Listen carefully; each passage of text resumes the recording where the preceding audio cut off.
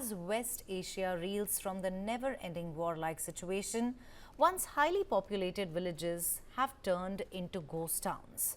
My colleague Sumit Chaudhary brings you ground details from the lost village on the Lebanon-Israel border. Take a look.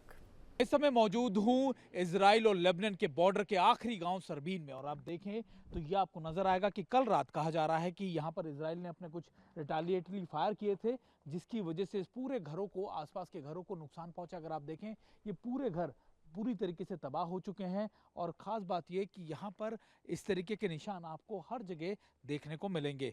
Sairbeen यानी वो देसी, आप समझ सकते हैं कि दरअसल की जो पूरा 150 से 180 किलोमीटर का करीब करीब जो ब्लू लाइन है, जो बॉर्डर है लेबनान और इसराइल का। हालांकि बॉर्डर दोनों तरफ से इसको माना नहीं जाता, लेकिन अनऑफिशियली इसको एक बॉर्डर के तौर पर जाना जाता है। लेकिन इसी के पास करीबन 14 से 15 ऐसी पॉइंट्स हैं जो कन्फ्लिक्ट पॉइंट के तौर पर जिन्हें देखा जाता है। और आप देखें तो यहाँ पर अटैक किया गया है, और दरअसल इजराइल हर उस इलाके को अटैक कर रहा है, खासतौर पर रिहायशी इलाकों को, जहाँ पर उसको हिजबुल्लाह के होने का अंदेशा मिलता है। अगर आप देखें तो ये अटैक किए गए थे, और ऐसे अटैक अगर आप देखें सामने सारी बिल्डिंगों के ऊपर आपको इनके निशान देखने को मिल जाएंगे। अगर आप देखें तो वहाँ पर भी इसी तरीके की बिल्डिंग को अटैक किया गया है।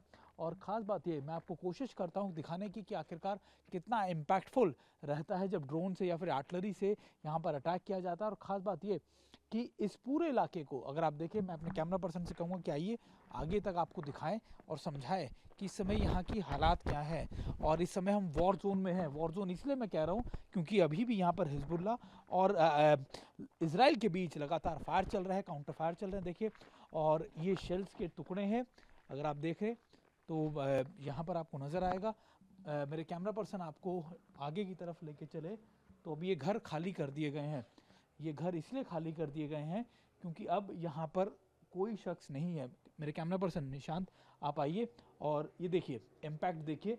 ये घर खाली कर दिए गए। वो सामने अगर आप जो दिख रहा है वो इजराइल का इलाका है, और इजरायली फोर्सेस वहाँ से मॉनिटर करती हैं, और उसी के बाद वहाँ से ड्रोन या फिर मिसाइल से टारगेट किया जाता है। और ये आखिरी घर हैं ब्लू लाइन के आसपास बॉर्डर इलाकों में।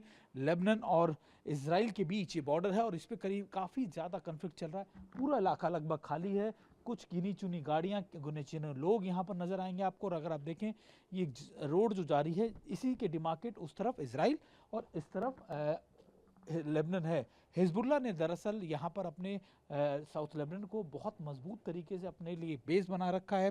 पिछले कई सालों से, कई दशकों से लगातार हिजबुल्लाह साउथ लेबनान में बैठा हुआ है, और अब इजराइल के लिए बड़ी चुनौती बन गया है कि आखिरकार वो हिजबुल्लाह को कैसे टैकल करे, कैसे हैंडल करे। और यही वजह है कि अब इन इलाकों को लगातार टारगेट किया जाता है। कहा यह भी गया हमें, क्योंकि जब हम यहाँ पहुँचे कि देखिए, जब आप यहाँ पहुँचे तो ध्यान रखिएगा क्योंकि कोई भी ड्रोन ऊपर से आएगा और ख़ास तौर पे जो गाड़ियाँ हैं उनको टारगेट करता है, क्योंकि उनको लगता है अक्सर कि इसमें हिजबुल्लाह के लोग हो सकते हैं, उनके अटैकर हो सकते हैं, उसके कमांडर हो सकते हैं। इसलिए बहुत अलर्ट रहते हुए आपको इस जगह से मूवमेंट करनी है। और देखिए, मैं एक बार फिर आपको दिखाऊं, मेरे कैमरा पर्सन आपको दिखा रहे हों कि ये वो आखिरी गाँव है। मैं आपको बता रहा था कि जहाँ पर ये अटैक किए गए हैं। और देखिए इस तरीके की रिपोर्ट्स हम आपको इसलिए दिखा रहे हैं। देखिए पूरे घर खाली कर दिए गए हैं।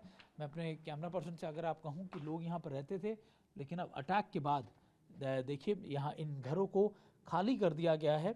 और कल कहा जा रहा है कि यहाँ पर अटैक किए गए हैं, और लगातार यहाँ पर पिछले कई दिनों से देखिए खिड़कियाँ विड़कियाँ सब टूटी हैं। इम्पैक्ट कितना ज़्यादा तेज़ था इस अटैक का आप देख सकते हैं। घरों को खाली करा दिया गया है। यहाँ पर आपको शेल्स के टुकड़े भी नज़र आ जाएंगे, और देखिए ये पूरा घर बर्बाद हो चुका है, और जैसा तैसा था ये अब इस समय लोग इसको वैसे ही छोड़कर यहाँ से भाग गए हैं, छोड़ गए हैं, निकल गए हैं।